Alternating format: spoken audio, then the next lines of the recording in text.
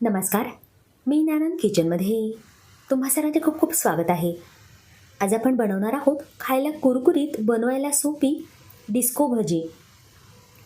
तुम्हालाही अशी मजेशीर भजी घरी बनवून बघायची असेल तर व्हिडिओ स्किप न करता पूर्ण बघा आणि व्हिडिओ आवडल्यास लाईक, शेअर आणि सबस्क्राईब नक्की करा.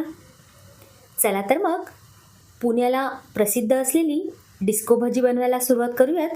साहित्य अगदी मोजकंच आहे. त्यामध्ये आपण इथे अशा प्रकारे जाड आणि कमी तिखट मिरची येते ती घेतली आहे. एक मोठी वाटी भरून बेसन पीठ घेतलं आहे. भजी कुरकुरीत होण्यासाठी त्यामध्ये मी 2 चमचे तांदूळाचं पीठ टाकणार आहे. चिमूटभर हिंग घ्यायचं आहे, चवीनुसार मीठ, पाव चमचा ओवा घेतला आहे, कोथिंबीर आणि अगदी चिमूटभर हळद घेतली आहे. भजी चटपटीत होण्यासाठी यामध्ये आपण आमचूर पावडर, चाट मसाला, शेंगदाण्याची चटणी आणि मिक्स चटणी घेतली आहे. एका भांड्यामध्ये आपण बेसन पीठ घेतलं आहे. यामध्ये 2 चमचे तांदूळाचं पीठ घालणार आहोत. त्यामुळे भजी खायला खूप कुरकुरीत लागते. चिमूटभर हिंग घालायचं आहे. हळदही अगदी चिमूटभर घालायची आहे.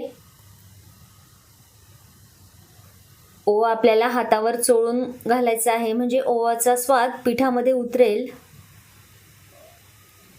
चवीनुसार आपण मीठ घालणार आहोत. बारीक चिरलेली कोथिंबीर घालायची आहे. सुरुवातीला आपण हे पीठ पाणी न घालता कालवून घेतलं आहे आणि त्यानंतर लागेल तसं थोडं थोडं पाणी आपल्याला यामध्ये घालायचं आहे. बेसन पिठामध्ये खूप जास्त पाणी घालण्याची आवश्यकता नसते. त्यामुळे अशा प्रकारे आपल्याला लागेल तसं पाणी घालायचं आहे, जेणेकरून पाणी अगदी व्यवस्थित प्रमाणात घातलं जाईल.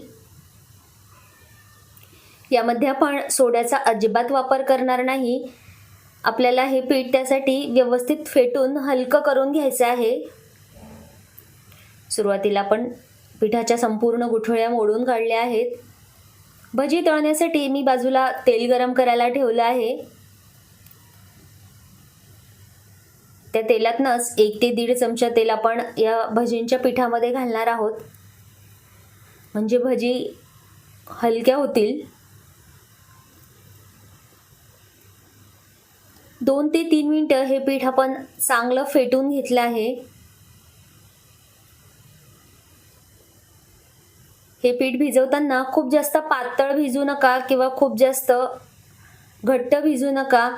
जर पीठ जास्त पातळ झालं तर मग मिरचीला पिठाची व्यवस्थित कोटिंग होणार नाही आणि पीठ खूप जास्त घट्ट भिजलं तर मग भजी कुरकुरीत होणार नाहीत. अशी मध्यम तिखट मिरची घ्यायची आहे. मिरची धुवून आपण तिचे संपूर्ण पाणी पुसून घेतलं आहे.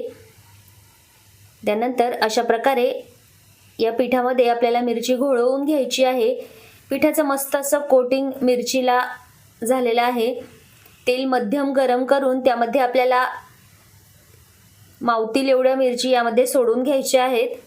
तेल खूप जास्त कडकडीत गरम करू नका. मध्यम असं तेल गरम करून त्यामध्ये आपल्याला अशा प्रकारे मिरची सोडून घ्यायची आहेत. भजी बनवताना मिरची खूप जास्त तिखट घेऊ नका. अशा प्रकारे जी कमी तिखट मिरची येते तीच घ्या. काही वेळानंतर आपण आता भजी पलटवून घेणार आहोत. भजी तळताना आपल्याला खूप जास्त तळायची नाही, कारण दुसऱ्यांदाही आपण ही भजी तळून घेणार आहोत. अर्धवट तळल्यावर ही भजी आपल्याला काढून घ्यायची आहे. त्यानंतर जरा गार झाल्यावर आपल्याला अशा प्रकारे ही मिरची चिरून घ्यायची आहे. आतमधली मिरची पूर्णपणे आपण शिजवलेली नाही, कारण दुसऱ्यांदा आपण ही तळून घेणार आहोत. मिरची चिरताना खूप जास्त मोठे तुकडे ठेवू नका. अशा प्रकारे मध्यम आपल्याला हे मिरचीचे तुकडे करून घ्यायचे आहेत, जेणेकरून भजी छान कुरकुरीत तयार होईल. मिरचीला बेसन पिठाचं व्यवस्थित कोटिंग इथे झालेलं आहे. त्यानंतर पुन्हा एकदा तेल आपण मध्यम गरम करून घेतलं आहे आणि त्यामध्ये आपण चिरलेल्या मिरची घातलेल्या आहेत. दुसऱ्या वेळा अगदी लवकर ही भजी तळली जाते. मिरची ही आतमध्ये छान कुरकुरीत अशी तळली जाते.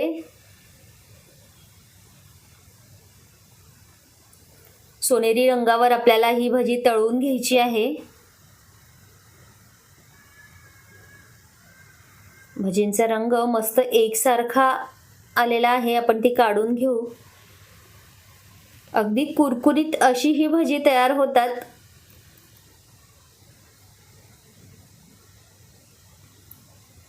अशाच प्रकारे आपण सर्व भजी तळून घेणार आहोत.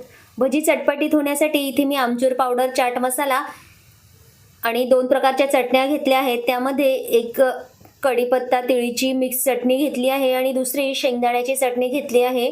आपल्या आवडीनुसार आपण इथे चटणी घेऊ शकतो. तुम्ही साधी मिरची पावडरही घेऊ शकता. भजी थोडी गरम असतानाच आपण यामध्ये तयार केलेलं चटणीचं मिश्रण घालणार आहोत. त्यामुळे भजी खायला खूप चटपटीत लागतात. तुम्हाला नको असेल तर चटणी किंवा आमचूर पावडर, चाट मसाला नाही घातला तरीही भजी खायला खूप मस्त लागते. त्यानंतर अशा प्रकारे आपल्याला भजी व्यवस्थित कालवून घ्यायची आहे, जेणेकरून तिखट, चाट मसाला सगळीकडे अगदी व्यवस्थित लागेल. तुम्ही पाहू शकता अगदी कुरकुरीत अशी आपली भजी इथे तयार झालेली आहे. भजीचा रंग खूप सुरेख आला आहे. पुन्हा एकदा वरून आपण तयार केलेलं मिश्रण घालणार आहोत. आपली भजी आतमध्ये किती कुरकुरीत झालेली आहे ते आपण आता पाहूयात. आवाजावरून तुम्हाला समजलं असेल की मस्त कुरकुरीत ही भजी झालेली आहे. ही भजी आपण बाहेर कुठे प्रवासाला जायचं असेल तर घेऊन जाऊ शकतो. 4 ते 5 दिवस आरामात टिकते, अजिबात खराब होत नाही. संध्याकाळी चहासोबत मस्त मजेशीर अशी डिस्को भजी तुम्ही एक वेळा करून बघा. तुम्हा सर्वांना खूप आवडेल. तुम्हाला आजची ही भाजी आवडली असेल आणि अशाच नवनवीन रेसिपीज तुम्हाला पाहायच्या असतील तर माझ्या व्हिडिओला लाईक करा, आपल्या मित्र आणि फॅमिलीसोबत चॅनलला शेअर करा, सबस्क्राईब करा आणि हो, व्हिडिओला हाईप करायला अजिबातच विसरू नका. धन्यवाद.